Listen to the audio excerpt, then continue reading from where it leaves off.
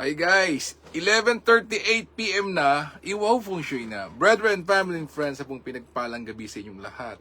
Ang inyong pong lingkod, Brother Norman Cruz, ang inyong pong Feng Shui, Pachi, Chimen, and Yijing, and date selection consultant. Kumusta po kayo? How was the experience and the obligation po ng election day? Ano po? Siyempre po, yin and yang, may mga nagsasaya, may mga nalulungkot, of course. And of course, others will be looking forward again for the next 3 years po, for the next election po. Ako po personally, mixed reaction, yes. Well, there are candidates who won and there are candidates po naman that kinulang no po, hindi na po nanalo. But again, of course, it's an election and a lot of factors and well, maybe 3 years or 6 years ago, victorious. Last year, iba seasonal po. That's life, no po, such is life. Po. So, what we can do is, of course, ourselves, we align again, we start anew. Ito po ulit, simulan natin, BFF. No po. Tomorrow, may pasok na naman. So, tomorrow, it's May 13. It's the Water Horse enters the Remove Excellent Officer Day. Yan, BFF. And it's good to assume a new post, disengage or dissolve an arrangement, meeting friends and networking, prayers and worshiping, ito seeking medical treatment, traveling, are good, except for constructing drains. For the animal signs, rat is not so good, average is for the ox, best for the tiger, average si rabbit, dragon not so good, average ang snake, best for the horse and goat, not so good for the monkey, average for the rooster, best for the dog, and average for the pig. Ayan. Okay, BFF, tingnan natin po yung ating daily chimen. At least, ito mo maximize natin in terms of prayers. Well, if you want to recover from the not so good experience this election, align natin po. Let's cleanse ourselves. No po? Part of the meditation or the how manifesting po is cleansing. Let's cleanse ourselves. Okay, tingnan po natin. May 13. Ngayon na po yan. Early rat, 11 p.m. to 10:59 p.m. the next day. Considered as May 13.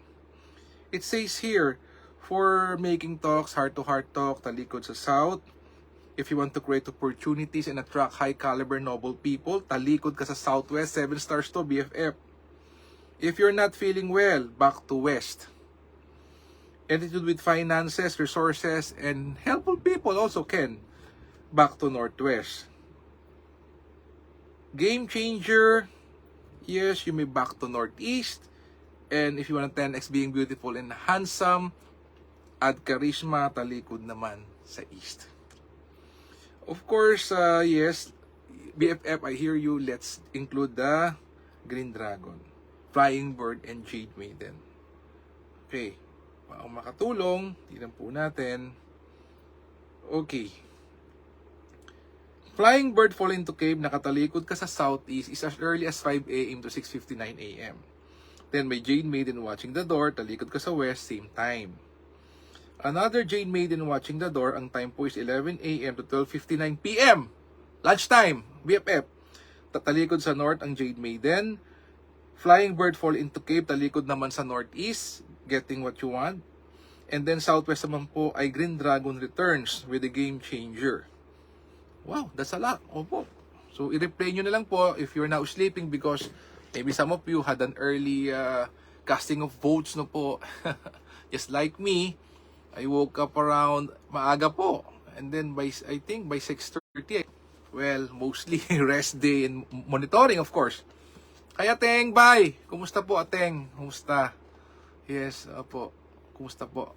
More blessings po and good luck po. So, yes, we can use the backing po, well, to align ourselves again.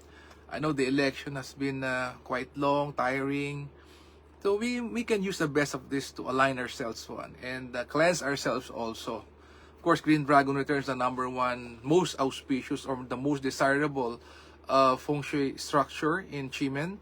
Pangalawa pong ang Flying Bird and pangatlo po yung Jade Maiden. But whatever structure it is, get the time, get the backing, and you do 4 things. You open up, you let go, open up, give thanks, Ask for what you want and you donate po to society, church, or any person or any group of people, and then you give it back to society. 5 things po. So yes, it has been a long day, 90 days campaign for the national and 45 days campaign for the local. No po, ayan.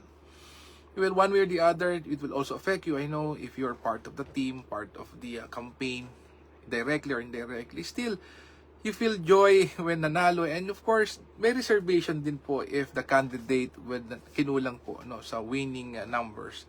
But again, of course, there's another 3 years. Yes, 3 years quite long, but mabilis lang po. Mabilis lang po yan. And maybe may mga learnings po tayo this election.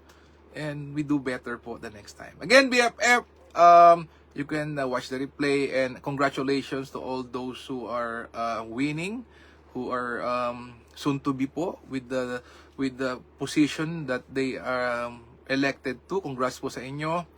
Well, more blessings to those who lack numbers and were able to win, and maybe good luck po for the next election. Yes, so BFF, let's not forget, let us continuously pray for each other. Our family members, our friends, our fraternity brother, because we will never know if someone out there, or maybe your close or family member, is depressed, may fear, financially challenged. Let's pray for them. Sila po unahin natin, those people around us, those who we know. And then, of course, we pray for our leaders, to mga bagong elect po, we pray for them that they will contribute to our country and the welfare of each and every one of us. Let us pray for world peace. Let us heal as one. Let us be a blessing to others. God bless us all with a grateful heart. Maraming po salamat sa inyo lahat. God bless, good night, and happy Tuesday. Bye-bye.